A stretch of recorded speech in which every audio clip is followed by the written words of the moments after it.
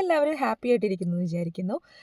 Holiday അല്ലേ, എങ്ങോട്ടെങ്കിലും പോയാലോ എന്ന് ഒരു മാസം മുമ്പേ നമ്മൾ ആലോചിച്ച് തുടങ്ങിയതാണ്.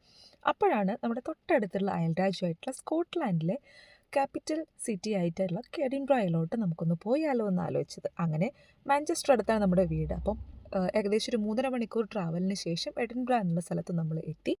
എഡിൻബ്ര സിറ്റിക്ക് അടുത്തുള്ള കാൾട്ടൺ ഹില്ലാണ് നമ്മുടെ ഫസ്റ്റ് വ്യൂ പോയിന്റ് നമ്മൾ കാണാൻ പോകാൻ ഉദ്ദേശിച്ചത്. അപ്പോൾ അതിനടുത്ത് തന്നെയുള്ള ഒരു കാർ പാർക്കിംഗ് ഏരിയയിൽ വണ്ടി പാർക്ക് ചെയ്ത് ദ കിങ്സ് ഗാലറിയും അതുപോലെ സ്കോട്ടിഷ് പാർലമെൻറ്റിൻ്റെ മുൻപിലൂടെയും ഞങ്ങൾ നടന്ന് കാൾട്ടൺ ഹില്ലിൻ്റെ സൈഡിലൂടെയുള്ള ഒരു സ്ലോപ്പ് പോലെ നമുക്ക് നടന്ന് കയറാൻ പറ്റുന്ന ഒരു സ്ഥലം ഉണ്ടായിരുന്നു.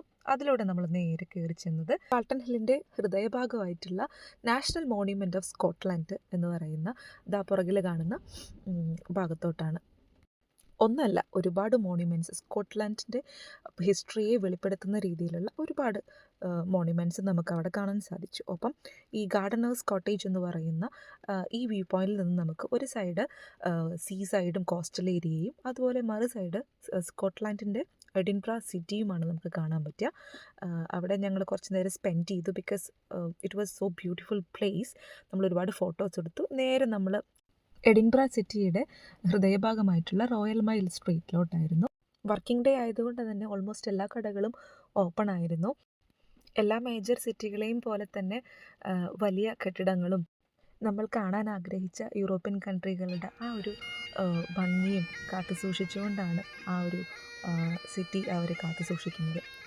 അപ്പോഴാണ് ഞങ്ങൾക്ക് ഓർമ്മ വന്നത്, ഹാരി പോട്ടർ എഴുതിയ ജെ.കെ. റോളിംഗ് പറഞ്ഞതിൽ ഒട്ടും തെറ്റില്ല എന്ന്. ഒരു മിസ്റ്റീരിയസ് ബ്യൂട്ടി.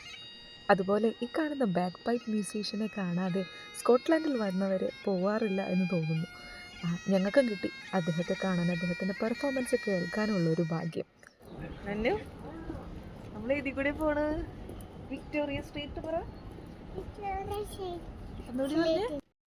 അങ്ങനെ വിക്ടോറിയ സ്ട്രീറ്റ് നമ്മൾ കുറച്ച് നേരം ഇവിടെ എക്സ്പ്ലോർ ചെയ്തു. അതിനുശേഷം ഈവനിങ് ഒക്കെ ആവാൻ തുടങ്ങി. ഇപ്പം നമ്മൾ ബുക്ക് ചെയ്ത കാരവാൻ സ്റ്റേ ആയിരുന്നു. അവിടേക്ക് പോകാനായിട്ട് ഇവിടെ നിന്ന് ഏകദേശം ഒരു 20 മിനിറ്റ് യാത്രയും കൂടിയുണ്ട്. പറ്റുന്ന പോലെയൊക്കെ എടുത്ത പിക്ചേഴ്സാണ് ഇവിടെ അറ്റാച്ച് ചെയ്തിരിക്കുന്നത്. ഇത്രയും നേരം എന്നെ കേട്ടതിന് ഒത്തിരി സന്തോഷം. Thanks for watching. നെക്സ്റ്റ് വീഡിയോയിൽ കാണാം.